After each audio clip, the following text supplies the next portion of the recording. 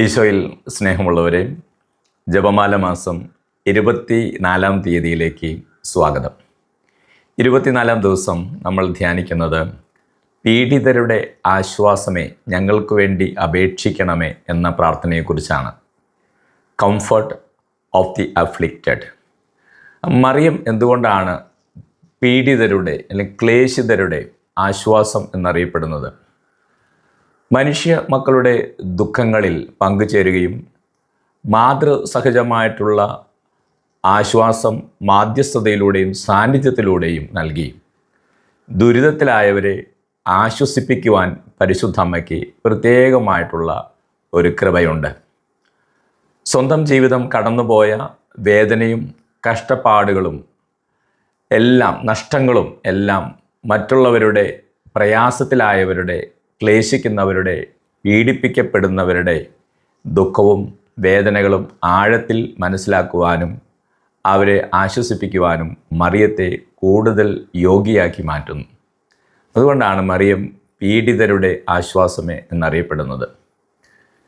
വചനത്തിലൂടെ കടന്നു പോകുമ്പോൾ ഒരു വാൾ നിൻ്റെ ഹൃദയത്തിലൂടെ തുളച്ചു കയറും. ലൂക്കായുടെ സുവിശേഷം 2-ാം അധ്യായം 35-ാം തിരുവചനത്തിൽ നമ്മൾ കാണുന്നു ശിമയോൻ്റെ പ്രവചനം. ഈ ശിമയോൻ്റെ പ്രവചനം മുതൽ മറിയം തൻ്റെ പുത്രൻ്റെ സഹനങ്ങളോടും മനുഷ്യപുത്രൻ്റെ വേദനകളോടും മനുഷ്യവർഗത്തിൻ്റെ വേദനകളോടും ഐക്യപ്പെടുകയാണ്. നഷ്ടങ്ങളുടെയും ഭയങ്ങളുടെയും അനിശ്ചിതത്വത്തിൻ്റെയും ഒക്കെ ഈ ലോകത്ത് കഠിനവേദന അവളുടെ ഹൃദയം മറിയുന്നു. മനുഷ്യമക്കൾ കടന്നു പോകുന്ന കഠിനവേദന, ഈ നഷ്ടങ്ങളുടെ, ദുഃഖങ്ങളുടെ, ഭയങ്ങളുടെ, അനിശ്ചിതത്വത്തിൻ്റെയൊക്കെ കഠിനവേദന പരിശുദ്ധമ്മയ്ക്ക് പെട്ടെന്ന് മനസ്സിലാക്കാൻ സാധിക്കുന്നു. അത് എല്ലാവർക്കും, എല്ലാ പീഡിതർക്കും ആശ്വാസത്തിൻ്റെ യഥാർത്ഥമായിട്ടുള്ള ഒരു സാന്നിധ്യമായി മറിയത്തെ മാറ്റുന്നു. ഏശയ്യാ പ്രവചനത്തിൽ 66-ാം അധ്യായം 13-ാം തിരുവചനത്തിൽ ഇങ്ങനെ വായിക്കുന്നു: അമ്മയെപ്പോലെ ഞാൻ നിന്നെ ആശ്വസിപ്പിക്കും. ദൈവത്തിൻ്റെ ആശ്വാസത്തിൻ്റെ മാതൃരൂപം മറിയത്തിൽ മനോഹരമായിട്ട് പ്രതിഫലിപ്പിക്കുകയാണ്. മറിയം യേശുവിൻ്റെ ദൈവിക ആശ്വാസത്തിൻ്റെ ദൃശ്യമായിട്ടുള്ള അടയാളമായി മാറുകയാണ്. ഇന്നത്തെ ലോകത്തിലേക്ക് നമ്മൾ തിരിയുമ്പോൾ ദുഃഖങ്ങൾ, അനിശ്ചിതത്വങ്ങൾ, വേദന, ഏകാന്തത, വിഷാദം, യുദ്ധങ്ങൾ, നഷ്ടങ്ങൾ എന്നിവയാൽ മനുഷ്യമക്കൾ ഒത്തിരിയേറെ ക്ലേശിക്കുകയാണ്. മറിയം കരുണാമയായ ഒരു മാധ്യസ്ഥയായിട്ട് നിലനിൽക്കുകയാണ്. കഷ്ടപ്പാടുകൾക്കിടയിലും വിശ്വാസത്തിൽ എങ്ങനെ ഉറച്ചു നിൽക്കാമെന്ന് മറിയത്തോളം നമുക്ക് മാതൃക നൽകാൻ ഈ ഭൂമിയിൽ മനുഷ്യനായി ജനിച്ച മറ്റാർക്കും സാധിക്കുകയില്ല. മറിയത്തെക്കുറിച്ച് നമ്മൾ ചിന്തിക്കുമ്പോൾ മറിയം ശാരീരികമായ രോഗങ്ങളിലൂടെ ക്ലേശിക്കുന്നവർക്ക് സൗഖ്യം നൽകുന്നു. വൈകാരികമായിട്ടുള്ള ക്ലേശങ്ങളിലൂടെ കടന്നു പോകുന്നവർക്ക് സമാധാനം നൽകുന്നു. പീഡിപ്പിക്കപ്പെടുന്നവർക്കും ദരിദ്രർക്കും മറിയം വലിയ പ്രത്യാശ നൽകുന്നു. രോഗികളായിട്ടുള്ളവർക്ക് മറിയം വലിയ സൗഖ്യമായി മാറുന്നു, ക്ലേശത്തിൽ സൗഖ്യമായി മാറുന്നു.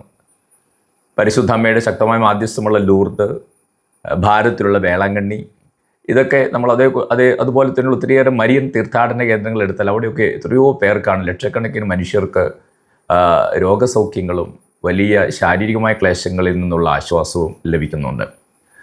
അതോടൊപ്പം വൈകാരിക ക്ലേശങ്ങളിലേക്ക് കടന്നു പോകുന്നവർ, മനസ്സിൻ്റെ വേദനയിലേക്ക് കടന്നു പോകുന്നവരുടെ എണ്ണം കൂടി വരുന്ന ഈ കാലഘട്ടത്തിൽ ഒരു സ്ഥലത്തും ആശ്വാസം ലഭിക്കാതെ മനസ്സുകൊണ്ട് തളരുമ്പോൾ, വൈകാരികമായി തളരുമ്പോൾ ജപമാല ചൊല്ലി പ്രാർത്ഥിച്ച് സമാധാനവും ആശ്വാസം കണ്ടെത്തിയ ലക്ഷക്കണക്കിന്, കോടിക്കണക്കിന് മനുഷ്യർ ഈ ലോകത്തിലുണ്ട്. പലരുടെയും സാക്ഷ്യങ്ങൾ കേൾക്കാനിട വന്നിട്ടുണ്ട്. മൂന്നാമതായിട്ട് പീഡിപ്പിക്കപ്പെടുന്നവർക്കും ദരിദ്രർക്കും വേണ്ടി മറിയം പ്രത്യേകമായിട്ട് പ്രാർത്ഥിക്കുകയും ആശ്വാസം നൽകുകയും ചെയ്യുന്നു. മറിയത്തെ സംബന്ധിച്ചിടത്തോളം വലിയ തിരസ്കരണത്തിലൂടെ, വേദനയിലൂടെ, ദാരിദ്ര്യാവസ്ഥയിലൂടെയൊക്കെ കടന്നുപോയതാണ്. ബത്ലഹേമിൽ കുഞ്ഞിന് വേണ്ടി ഒരു കുഞ്ഞിനെ ജന്മം നൽകാനൊരു സ്ഥലം അന്വേഷിക്കുമ്പോൾ ആ തിരസ്കരണത്തിൻ്റെ വേദന, ദാരിദ്ര്യത്തിൻ്റെ വേദനയൊക്കെ മറിയം ഒത്തിരിയേറെ അനുഭവിച്ചതാണ്. അപ്പോൾ ഈ ഒത്തിരിയേറെ ദാരിദ്ര്യത്തിൻ്റെയും തിരസ്കരണത്തിൻ്റെയും ഒക്കെ വേദനയിലൂടെ കടന്നുപോയ മറിയം നമുക്ക് തരുന്ന വലിയ ഒരു പ്രത്യാശ ഇതാണ്: ലൗകിക സമ്പത്തിൽ നിന്നല്ല, ദൈവത്തിലുള്ള വിശ്വാസത്തിൽ നിന്നാണ് ഒരു വ്യക്തി യഥാർത്ഥമായിട്ടുള്ള അന്തസ്സും ആശ്വാസം ലഭിക്കുന്നതെന്ന് പരിശുദ്ധ അമ്മ നമ്മളെ ഓർമ്മിപ്പിക്കുക. ലൗകിക സമ്പത്തുള്ള എല്ലാവർക്കും യഥാർത്ഥമായ അന്തസ്സും ആശ്വാസവും ലഭിക്കണമെന്നില്ല. അതിൽ നിന്നല്ല എന്ന് പരിശുദ്ധ അമ്മ നമ്മളെ ഓർമ്മിപ്പിക്കുകയാണ്.